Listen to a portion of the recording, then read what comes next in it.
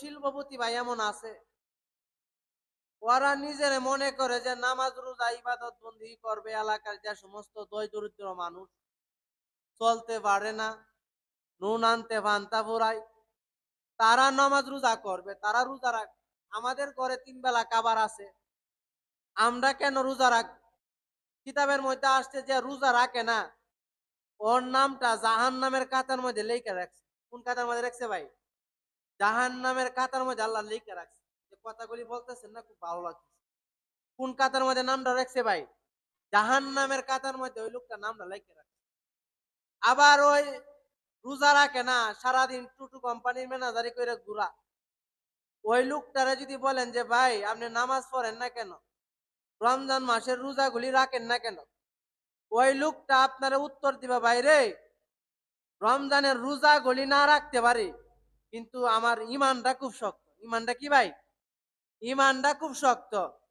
যে রোজা রাখে না সে জাহান নামের কাতার মধ্যে নামটা লেখা লাইছে। কি করছে ভাই?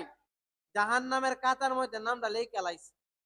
সে মরবে, আর ফেরেশতারা তারে মুগর দিয়া ফিডায় সাইজ করবে যে দুনিয়ার মধ্যে বাহাদুরি গিরি করছো। আমি আল্লাহ পাক রব্বুল আলামিন এমন একটা মাস দিলাম, যে মাসটা হইলো সবচেয়ে দামি। পাকনামির মাঝে তো 1 নাম্বার। ইমাম সাহেবরে বরাক বাস দেওয়ার জন্য 1 নাম্বার। ইমাম সাহেব হুজুর আমাদের 1 মিনিট রেড হয়েছে কেন? মানে উনার কথাবার্তা দ্বারা বোঝা যায় যে ইমাম সাহেব উনার বন জামাই লাগে। কি জামাই লাগে? ইমাম সাহেব উনার বন জামাই লাগে। মানে ইমাম সাহেবরে এমন কিছু শব্দ চয়ন করবো, ইমাম সাহেব হুজুর আসেননি, তাই সব নষ্ট করছে। মানে ইমাম সাহেব হুজুর আসেননি, মনে হয় উনার বন জামাই ইমাম সাহেব। এই জন্য ভাই আমাদের প্রয়োজন হইলো কার সাথে কেমনে কথা বলা লাগে এগুলি শিখা লাগবে। আমি আমার উস্তাদের কাছে কিতাব পড়ছি, এখনো আমার উস্তাদরা যদি সামনে ভাই, উস্তাদের সামনে ভাই মোবাইলটা বার করার মতন মন মানসিকতা থাকে না। যখন আপনি আপনার উস্তাদরে সম্মান করবেন, ভক্তি করবেন, শ্রদ্ধা করবেন, তখন আল্লাহ পাক রব্বুল আলামিন দুনিয়াতেও আপনার ইজ্জত বাড়ায় দিবে এবং আখেরাতেও আপনার ইজ্জত বাড়ায় দিবে। এই জন্য আমাদের প্রয়োজন হইল মানুষের সাথে সুন্দর ব্যবহার করা। কিছু মানুষ আছে দেখবেন সামাইরে মার্কা। কি মার্কা ভাই? মানে হের কথাবার্তা পুরা সামাইরের মতো। দেখবেন মুসিরা, ওরা কথা কওয়ার আগে রাগ উঠে যায়। এই জন্য সামাইরা মার্কা যাদের ব্যবহার আছে, এই সামাইরা মার্কা ব্যবহার কি করা লাগবে? বন্ধ করা লাগবে। এই জন্য কিতাবের মধ্যে আসছে, এক মুসলমানের আরেক মুসলমানের উপরে হক হইল, যখন আমি আপনার সাথে কথা বলবো তখন আপনি আমার সাথে মুস্কি হাসিতে কথা বলবেন। কি বলবেন ভাই? মুস্কি হাসিতে কথা বলবেন। আর একজন আরেকজনের সাথে কথা বলতেছেন, মনে হয় উনার চেহারার মধ্যে কুত্তা ফসরাপ করে রাখছে। কি করে রাখছে ভাই?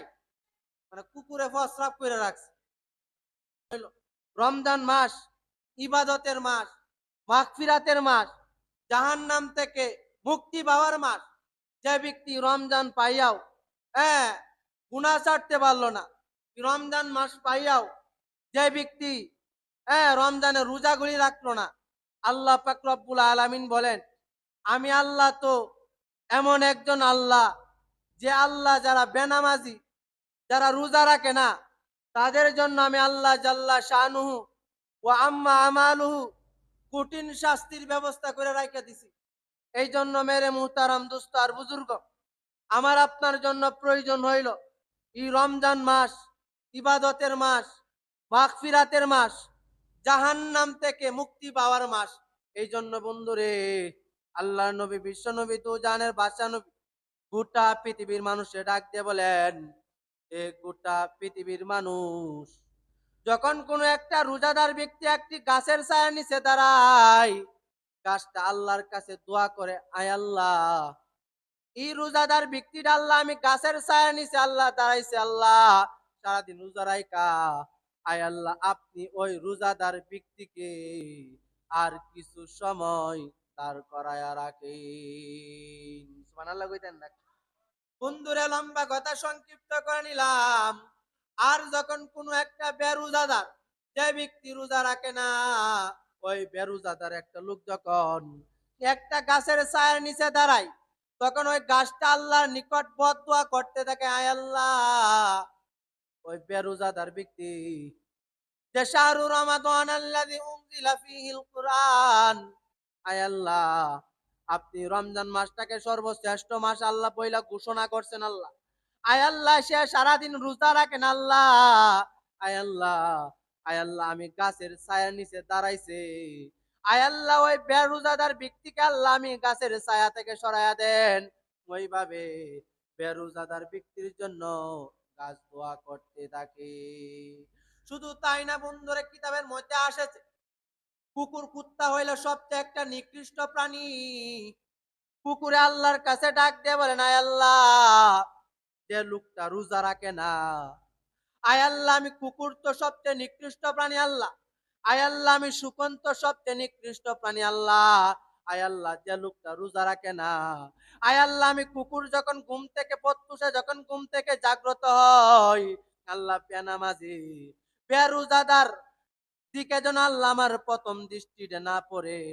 বন্ধুরে তদ্রুপ তেমনি ভাবে সমস্ত পানিরা বেরোজাদারের জন্য বদদোয়া করে, আয় আল্লাহ, যে লোকটাই রমজান মাস পাইয়া ইবাদতের মাস পাইয়া যে লোকটা রোজা রাখেন আল্লাহ, শুকনে আল্লাহর কাছে বলে, আল্লাহ গো, যখন আমি সকালে ঘুম থেকে প্রত্যুষে যখন আল্লাহ জাগ্রত হয়, তখন আয় আল্লাহ, আমার এই প্রথম দৃষ্টিতে যেন কোনো বেরোজাদারের দিকে না পড়ে। নাউজুবিল্লাহ কইতেন না? শুধু তাই না, শুধু তাই না, কুকুরে আল্লাহর কাছে দোয়া করে, আয় আল্লাহ, যে লোকটা আল্লাহ নামাজ আদায় করে আল্লাহ রমজানের রোজা রাখে আল্লাহ, আয় আল্লাহ, আমার এই প্রথম দৃষ্টিতে যেন কোন রোজাদার এবং কোন নামাজি ব্যক্তির দিকে পড়ে। সুবহানাল্লাহ বলতেন না? এই জন্য ভাই, যে রোজা রাখে না, ওই লোকটা কুকুরের চেয়ে নিকৃষ্ট। আল্লাহ বলেন, উলাইকা কাল আনআম বাল হুম আদল, যে ওই সমস্ত মানুষ চতুষ্পদ জন্তুর চেয়ে নিকৃষ্ট, যারা এই রমজান মাসে পাইয়া রমজানের রোজা রাখে না, যারা এই রমজান মাস পাইয়া তাদের উপর যাকাত ফরজ ছিল, তারা যাকাত প্রদান করে না, তারা ধ্বংস হইয়া যায়। ওই বেরোজাদারদের জন্য আল্লাহ তাআলা লানত দিছেন, রসুল বদদোয়া করেছেন, যে ব্যক্তি রমজান পাইয়া রোজা রাখে না। এই জন্য বন্ধু আমার আপনার প্রয়োজন হইল, রমজান মাস ইবাদতের মাস, মাগফিরাতের মাস, জাহান্নাম থেকে মুক্তি পাওয়ার মাস।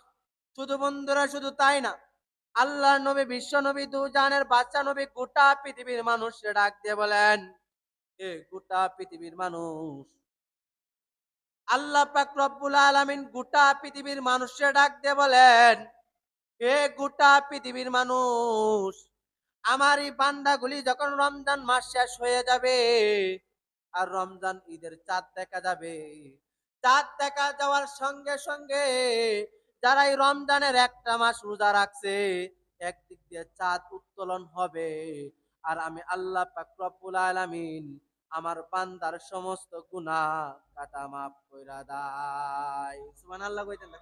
শুধু বন্ধু তাই না, যারা এই রমজান মাস পাইয়াও গাঞ্জা খায়, যারা এই রমজান মাস পাইয়াও সুদ খায়, আল্লাহ নবী, বিশ্ব নবী, দুজাহানের বাদশা নবী বলেন, যারা রমজান মাস পাইয়াও এই অন্যায় কাজের মধ্যে জড়িত হইয়া যায়, ওই সমস্ত মানুষ হইল ফুজ্জার। কাফেরও নামাজ পড়ে না, মুসলমানের সন্তানও নামাজ পড়ে না, কাফেরও রোজা রাখে না, মুসলমানের সন্তানও রোজা রাখে না, তার মধ্যে আর কাফেরের মধ্যে পার্থক্য কি? এই জন্য কিতাবের মধ্যে রাসূলুল্লাহ সাল্লাল্লাহু আলাইহি ওয়াসাল্লাম বলেন, বাইনাল কুফরি ওয়াল ঈমানি তারকুস সালাত, ঈমান এবং কুফরের মধ্যে পার্থক্য হইল নামাজ ছাইড়া দেওয়া। বেঈমানের বাচ্চাও রোজা রাখে না, মুসলমানের বাচ্চাও রোজা রাখে না, মুসলমানের বাচ্চা এবং বেঈমানের বাচ্চার মধ্যে কি পার্থক্য হয়ে যায়? এটাই শুধু, মুসলমানের সন্তানের শুধু খালি কোন রকম খালি ঈমানটা রয়েছে। এই জন্য মুসলমান ভাই আমার, রমজান মাস ইবাদতের মাস, মাগফিরাতের মাস, রমজান দেখতে দেখতে চলে যায়। এই জন্য তো রাসূলুল্লাহ সাল্লাল্লাহু আলাইহি ওয়াসাল্লাম গোটা পৃথিবীর মানুষকে ডাক দিয়ে বলেন, এ গোটা পৃথিবীর মানুষ, রমজান পাইয়া তোমরা এই শেষ দশকের মধ্যে বেশি বেশি ইতিকাফ করো এবং আমি আল্লাহ জাল্লা শানুহুর নিকট বেশি বেশি দোয়া করো, যে আয় আল্লাহ, রমজান মাস ইবাদতের মাস, মাগফিরাতের মাস, আয় আল্লাহ জাহান্নাম থেকে মুক্তি পাওয়ার মাস। এই জন্য বন্ধুরে রমজানের দশক যখন চলে আসে, আল্লাহর নবী বিশ্ব নবী তু জানের বাচ্চা নবী সারা জীবন রাসূলুল্লাহ সাল্লাল্লাহু আলাইহি ওয়াসাল্লাম রমজানের শেষ দশকের মধ্যে বন্ধুরে ইতিকাফ কইরা কইরা কাটায় এবং আল্লাহর নিকট দোয়া করে, আল্লাহ আপনার নাম তো রহমানুর রহিমুল মালিকুল কুদ্দুসুস সালাম। আয় আল্লাহ আপনি তো 99 পদের মালিক। বন্ধুরে রাসূলুল্লাহ সাল্লাল্লাহু আলাইহি ওয়াসাল্লাম এই সবে কদরের রাত্র পাওয়ার জন্য তিনি প্রথম দশকের মধ্যে রাসূলুল্লাহ সাল্লাল্লাহু আলাইহি ওয়াসাল্লাম ইতিকাফের মধ্যে বসলেন। তখন রাসূলুল্লাহ সাল্লাল্লাহু আলাইহি ওয়াসাল্লামকে আল্লাহ পাক রব্বুল আলামিন বলে দেন, হে মুহাম্মদ প্রথম দশকের মধ্যে যে আপনি ইতিকাফের মধ্যে বসলেন, প্রথম দশকের মধ্যে কিন্তু সবে কদর রাত্র পাই নাই। তখন রাসূলুল্লাহ সাল্লাল্লাহু আলাইহি ওয়াসাল্লাম এই সবে কদরের রাত্র পাওয়ার জন্য দ্বিতীয় দশকের মধ্যে যখন বন্ধুরে সবে কদরের রাত্র তালাশের জন্য দ্বিতীয় দশকের মধ্যে যখন লেগে যায় ইবাদত বন্দি করার জন্য, তখন আল্লাহ পাক রব্বুল আলামিন রাসূলুল্লাহ সাল্লাল্লাহু আলাইহি ওয়াসাল্লামকে বলেন, হে মুহাম্মদ আপনি রমজানের প্রথম 10 দিন ইতিকাফ করলেন সবে কদরের রাত্র তালাশের জন্য, কিন্তু হে মুহাম্মদ প্রথম দশকের মধ্যে সবে কদরের রাত্র নাই। রাসূলুল্লাহ সাল্লাল্লাহু আলাইহি ওয়াসাল্লাম যখন বন্ধুরে দ্বিতীয় দশকের মধ্যে আবার ইতিকাফ করলেন, আল্লাহ জাল্লা শানু মুহাম্মদ সাল্লাল্লাহু আলাইহি ওয়াসাল্লাম জানায় দেন, হে মুহাম্মদ ওই দ্বিতীয় দশকের মধ্যেও সবে কদরের রাত্র নাই। রাসূলুল্লাহ সাল্লাল্লাহু আলাইহি ওয়াসাল্লাম তখন বন্ধুরে সবে কদরের রাত্র পাওয়ার জন্য দ্বিতীয় দশকের মধ্যে লেগে যায়।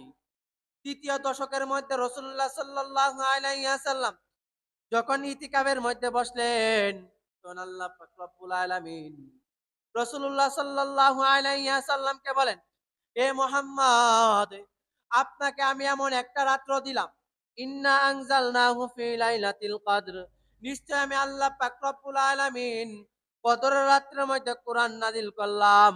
রাসূলকে বলেন, হে মুহাম্মদ নিশ্চয়ই কদরের রাতটা হবে, নিশ্চয় হে মুহাম্মদ এই কদরের রাতটা হবে শেষ দশকের মধ্যে। কাজে হে মুহাম্মদ সাল্লাল্লাহু আলাইহি ওয়াসাল্লাম আপনি এবং আপনার উম্মতকে বলতে থাকেন তারা যেন রমজানের শেষ দশকের মধ্যে বেশি বেশি ইতিকাফ করে। কারণ কিতাবের মধ্যে আসছে কোন মুসলমানের সন্তান রমজানের শেষ দশকের 5টা দিন যদি জায়গা দায়কা ইবাদত বন্দি করে, আমি আল্লাহ পাক রব্বুল আলামিন 83 বছর 4 মাস ইবাদত করলে যে পরিমাণ সওয়াব, ওই পরিমাণ সওয়াব বান্দার আমলনামায় লেখা দেয়। সুবহানাল্লাহ কইতেন না? এই জন্য মুসলমান আমাদের প্রয়োজন হইল এই বিজুর রাত্র 2টা দিন চইলা গেল, আমাদের প্রয়োজন হইল আর 3টা দিন সামনে রয়েছে। আল্লাহ জাল্লা শানুহু আম্মা আমালুর নিকট বেশি বেশি ইবাদত করা। ওই 3টা রাত যে 3টা রাত সামনে রয়েছে আল্লাহর নিকট দোয়া করে, আল্লাহ আপনার নাম তো রহমান। যখন বান্দা এইভাবে 2টা হাত উপরের দিকে উত্তোলন করে বলবে, রব্বানা আতিনা ফিদ দুনিয়া হাসানাতাও ওয়া ফিল আখিরাতি হাসানাতাও ওয়া কিনা আযাবান নার ওয়া কিনা আযাবাল কবর ওয়া কিনা আযাবাল মিজান। আয় আল্লাহ আপনার নাম তো রহমানুর রহিমুল মালিকুল কুদ্দুসুস সালাম। আয় আল্লাহ আপনি তো 99 পদের মালিক। আয় আল্লাহ বিজুর রাত্রগুলির মধ্যে আল্লাহ আপনার নিকট হাত উত্তোলন করলাম। আয় আল্লাহ জীবনে আল্লাহ সুদ খাইলাম, ঘুষ খাইলাম আল্লাহ, আয় আল্লাহ বাবা খাইলাম, গাঞ্জা খাইলাম আল্লাহ, আয় আল্লাহ এমন কোন গুনাহ নাই আল্লাহ যে গুনাহ আল্লাহ করে নাই। আল্লাহ রমজান পাইয়াও আল্লাহ গুনাহ করছে আল্লাহ আপনার নিকটে বিজুর রাত্রগুলিতে। আয় আল্লাহ তওবা করতেছি, আয় আল্লাহ আপনি যদি ক্ষমা না করেন, আয় আল্লাহ আমরা কার নিকট যাইব যখন বান্দা এই বিজুর রাত্রগুলির মধ্যে আল্লাহ পাক রব্বুল আলামিনের নিকট এইভাবে তওবা করে, আল্লাহ পাক রব্বুল আলামিন খুশি হইয়া বান্দার পিছনের সমস্ত গুনাহ খাতা মাফ কইরা দেয়। সুবহানাল্লাহ কইতেন না? এই জন্য বন্ধুরা আমার আপনার প্রয়োজন হইল এই রমজানের দশকের মধ্যে ইতিকাফ আদায় করা। রাসূলুল্লাহ সাল্লাল্লাহু আলাইহি ওয়াসাল্লাম গোটা পৃথিবীর উম্মতের ডাক দিয়ে বলেন, আজকে গোটা পৃথিবীর উম্মতেরা কোন মুসলমানের সন্তান যদি কোন পুরুষ যদি মসজিদের মধ্যে 10টা দিনের জন্য ইতিকাফ বসে, অথবা কোন নারী যদি তার নিজ ঘরের মধ্যে 10টা দিনের জন্য ইতিকাফে বসে, আল্লাহ পাক রব্বুল আলামিন ওই ইতিকাফকারী ব্যক্তির জন্য জাহান্নামকে 3 কন্দক পরিমাণ দূরে সরাইয়া দেয়। সুবহানাল্লাহ কইতেন না? বন্ধুরে, লম্বা কথা সংক্ষিপ্ত করে নিলাম। সাহাবায়ে কেরামরা রাসূলুল্লাহ সাল্লাল্লাহু আলাইহি ওয়াসাল্লামকে ডাক দিয়ে বলেন, হে আল্লাহর নবী, বিশ্ব নবী, দু জাহানের বাদশা নবী, কোন ব্যক্তি যদি 10টা দিনের জন্য ইতিকাফে বসে, আপনি বলেছেন ওই ব্যক্তির জন্য জাহান্নামকে 3 কন্দক পরিমাণ দূরে সরাইয়া দেয়। রাসূলকে জিজ্ঞাসা করেন, হে আল্লাহর নবী, 1 কন্দকের পরিমাণ কত? রাসূলুল্লাহ সাল্লাল্লাহু আলাইহি ওয়াসাল্লাম বলেন, কোন মুসলমানের সন্তান যদি রমজান মাসের মধ্যে ইতিকাফ করে 3 কন্দক পরিমাণ জাহান্নামকে দূরে সরাইয়া দেয়। হে আমার সাহাবায়ে কেরামরা, 1 কন্দকের পরিমাণ হইল জমিন থেকে আসমান পর্যন্ত যত দূরত্ব, 1 কন্দকের পরিমাণ হইল তত দূরত্ব। সুবহানাল্লাহ কইতেন না? আর একটু জুড়ে বলেন ভাই সুবহানাল্লাহ। এই জন্য মুসলমানের ভাই আমার গভীর মনোযোগ, এই পরিমাণ 3 কন্দক যেই পরিমাণ হয়, ওই পরিমাণ ইতিকাফকারী ব্যক্তির জন্য জাহান্নামকে সরাইয়া দেয়। সুবহানাল্লাহ কইতেন না? এই জন্য ভাই আমাদের প্রয়োজন কি জানেন?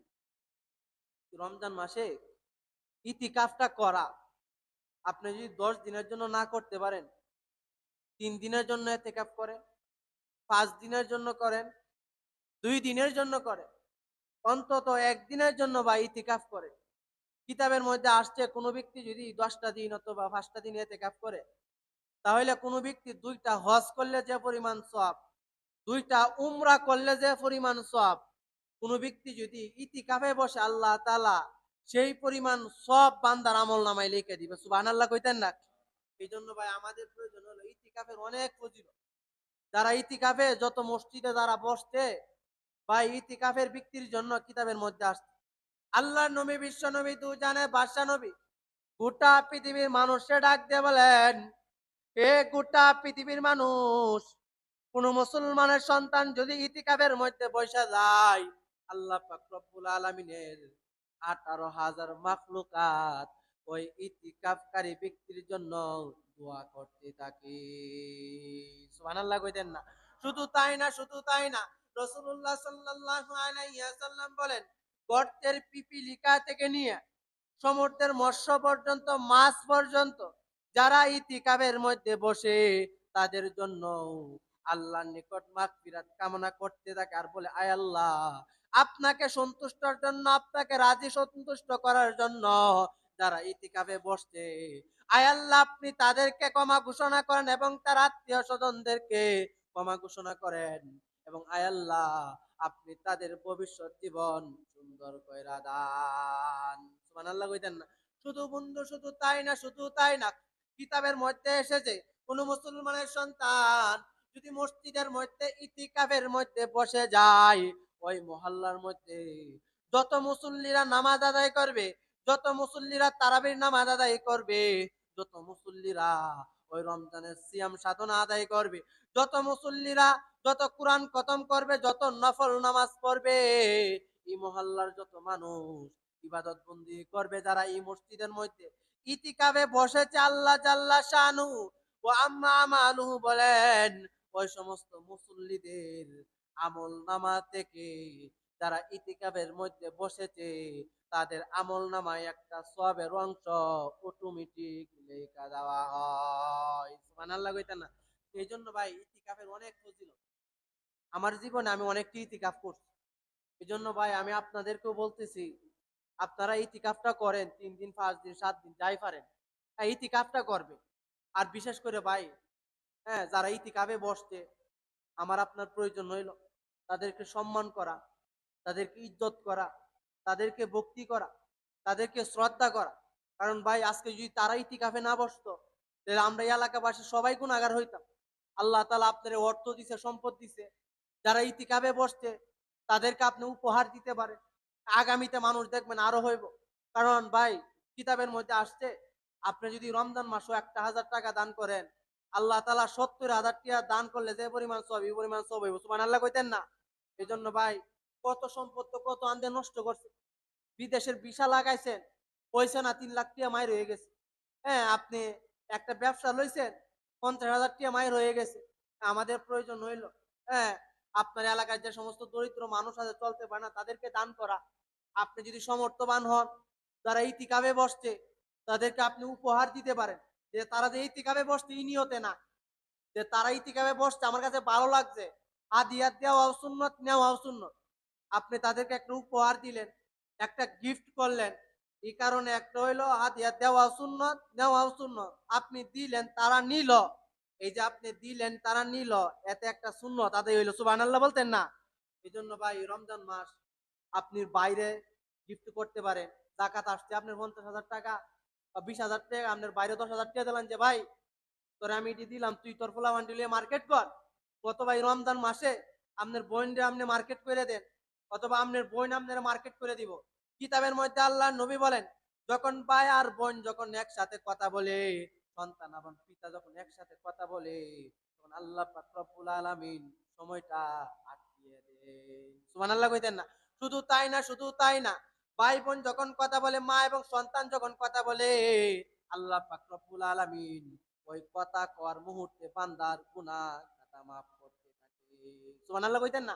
আপনি ভাই আপনার আম্মা ঘরে আছে, আপনার জন্য প্রয়োজন হইল, আপনার মারে আপনি মার্কেট করে দেন। কি করে দেন ভাই? আপনি মারে মার্কেট করে দেন। হ্যাঁ, আপনার বাইরে মার্কেট করে দেন। আপনার ছোট ভাই আপনার বড় ভাইরে মার্কেট করে দেন। বড় ভাই ছোট ভাইরে মার্কেট করে দেন। আপনার এলাকার মানুষ চলতে পারে না, আপনার জন্য প্রয়োজন হইল তাদেরকে কি করা? মার্কেটিং করে দেওয়া। এজন্য কিতাবের মধ্যে আসছে রমজান মাস ইবাদতের মাস, মাগফিরাতের মাস। হ্যাঁ, মানুষের দান খায়রাত করা। তারা ইতিকাফে বসছে, আপনার বাজারে একটা ভালো একটা ফল আপনার কাছে পছন্দ হয়েছে, আপনি তাদের জন্য আনতে পারেন। অথবা হ্যাঁ, আপনার আম্মা আব্বা ঘর আছে তাদের জন্য আনতে পারেন। কারণ আপনি যদি কোনো দেন, ভাই আমি অনেক ব্যস্ত মানুষ, আমি বসতে পারি না। যারা ইতিকাফে বসছে তাদের সাথে যদি আমি এমন কোনো শব্দ চয়ন করি, তাদের সাথে এমন কিছু আচরণ করি যে আচরণের কারণে তারা গত বছর ব্যস্ত থাকলেও বসতে রাজি। হ্যাঁ, আপনি যাইতেছেন, দেখতে গেলেন যে কি সমস্যা, কোনো সমস্যা আছে কিনা। আপনি বাজারে গেলেন, তাদের জন্য একটু নাস্তা পানির ব্যবস্থা করলেন। হ্যাঁ, এমন কিছু যদি কাজ করেন, আমাদের অঞ্চলে এগুলি আছে। কেউ এতে গাবে বসছে, জামাই রে নতুন জামাই বাড়িতে গেলে যে আদর করে, এর চাইতে বেশি আদর করে যারা এতে গাবাবো। সুবহানাল্লাহ কইতেন না? কারণ ভাই তারা তো আমাদেরকে গুনাহ থেকে বাঁচায় দিছে। ঠিক আছে না ভাই? হ্যাঁ, তাদেরকে সম্মান করা, ইজ্জত করা। আরেকটা বিষয় হইলো ভাই রমজান মাসে, হ্যাঁ, যাদের উপর ফিতরা ফরজ হইছে, হ্যাঁ, ওয়াজিব হইছে। আমরা যারা রোজা রাখছি, আমরা রোজা রাখতে গিয়ে অনেক মিথ্যা কথা বলছি না ভাই? অনেক মিথ্যা কথা বলছি, গীবত বলছি, শাকায়াত বলছি।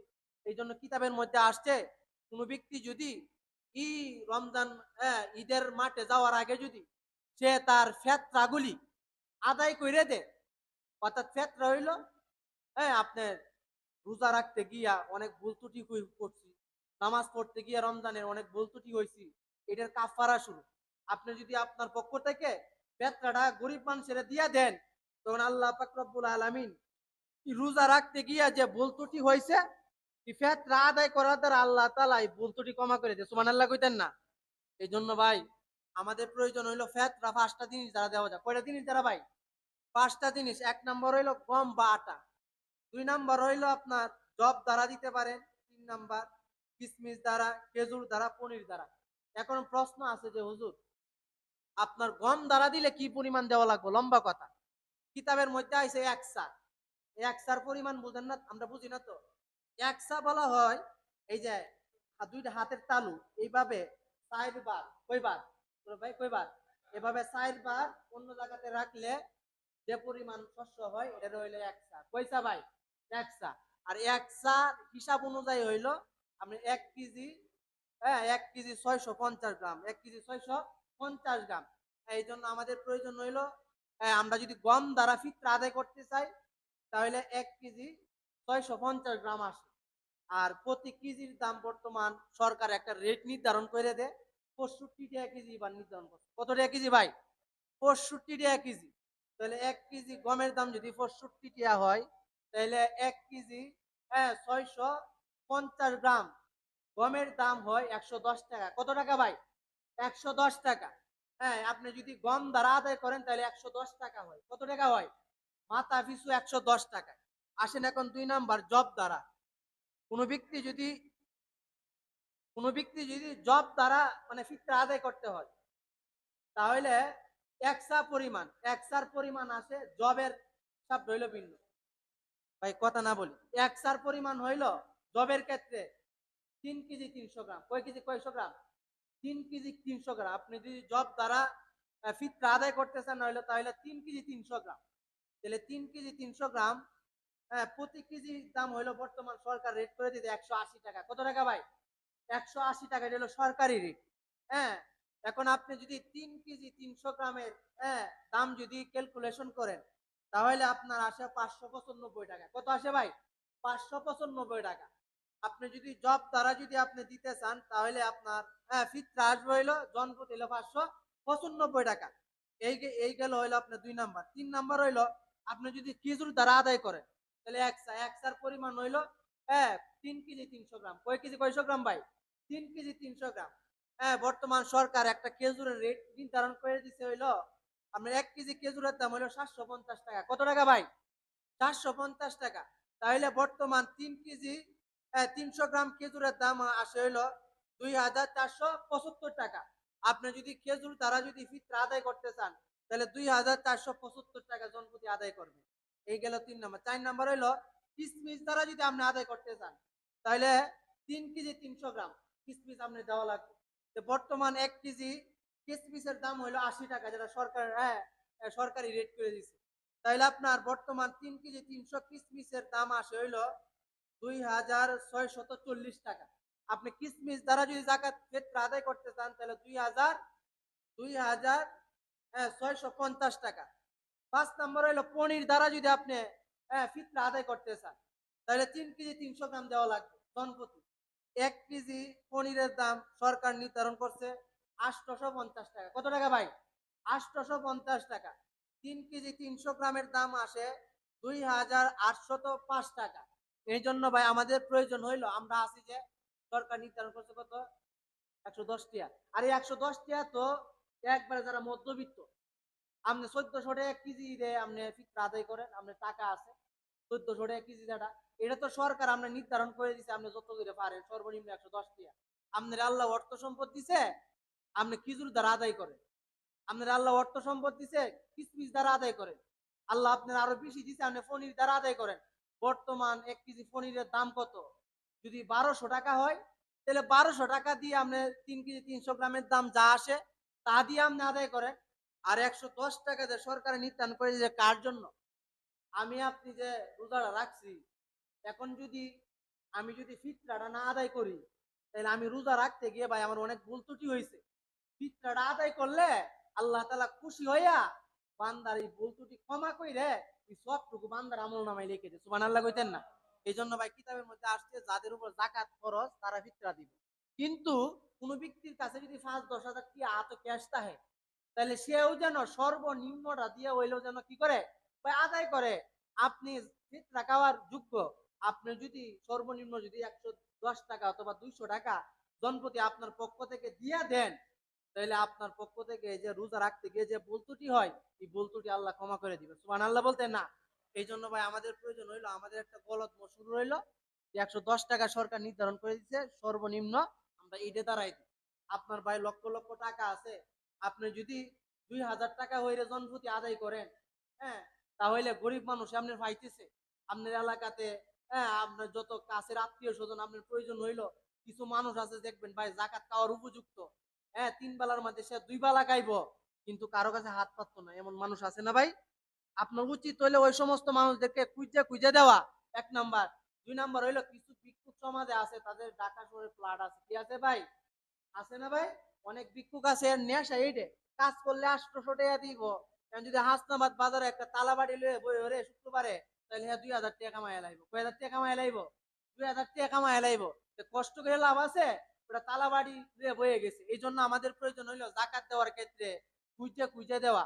হ্যাঁ, আপনি আপনার জন্য প্রয়োজন হইলো জাকাতটা আপনার উপরে ফরজ হয়ে রয়েছে, এই হকটা, এটা গরিবের হকটা, আপনার জন্য ফরজ হইলো এই হকটা আপনি আপনার এলাকার যে সমস্ত দরিদ্র মানুষ তাদেরকে নিয়ে দেওয়া আসে এটা আপনার ফরজ কি ভাই ফরজ এই জন্য ভাই জাকাত বলি দেওয়া হ্যাঁ আর বিশেষ করে যে আমরা পাঁচটা জিনিস দ্বারা আদায় করবো তো ইনশাল্লাহ আমরা যে যেমন সামর্থ্যবান আপনি ইচ্ছা করলে মাথায় পিছু 2000 করে দেন 3000 করে দেন যেটা নির্ধারণ করে এটা দেওয়া লাগবে এটা কোনো শর্ত না সর্বনিম্ন হইলো 110 টাকা সর্বনিম্ন কত 110 টাকা আপনার ঘরে 10 জন ফ্যামিলি মেম্বার আছে এর মধ্যে আপনি হইলেন ফ্যামিলি মেম্বার মানে আপনি হইলেন গাইডান মানে ফ্যামিলির মূল মেইন আপনি আপনার জন্য প্রয়োজন হইলো আপনার ঘরের মধ্যে 5 জন লোক আছে শিশু সন্তান থেকে দইরা আপনার 5 জন 2000 করে দিবেন যত টাকা আসে এগুলি ঈদগাহে যাওয়ার আগে কি করে দেওয়া পরিশোধ করে দেওয়া কাজে আল্লাহ পাক রব্বুল আলামিন আমাকে আপনাকে যেন আমরা ফিতরার টাকাগুলি বেশি বেশি আদায় করতে পারি